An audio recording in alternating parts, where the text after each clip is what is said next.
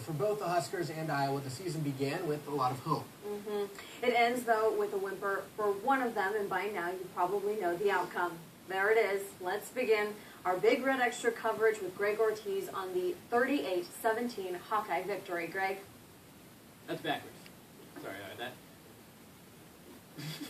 A sloppy end to a sloppy season for Nebraska football. Huskers losing to Iowa for the first time since 1982, ending the regular season 8-4. Ross and Dave are down to Lincoln reaction, but let's take a look at a few key plays first.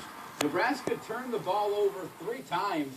Iowa started 7 possessions in Nebraska territory. Bo Pelini was flagged for Husker Nation. It's pretty split 50-50 on what they want to do. But we'll have the full highlights of the game coming up later in sports if you want to stick around and watch it. All right, sounds good. Thank you, Greg.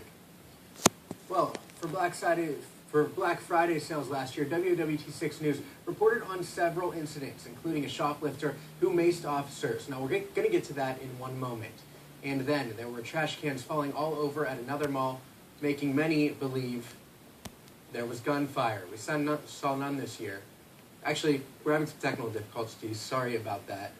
What we're looking at right now is actually the last story. And the suspect right there in our archives that we dug up, that is Shalonda Jenkins. And her husband is Nico Jenkins, who, of course, as you remember, was arrested for 4 murders this year. Now, she hasn't been linked to any of those crimes, and Shalonda ended up serving 6 months this year for that shoplifting incident. And that's her mugshot right there.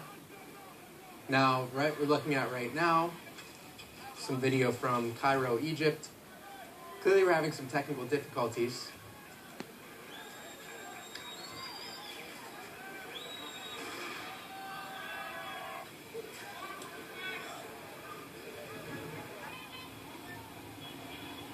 And what we cover are the stories that matter most. The stories that happen where you live. After all,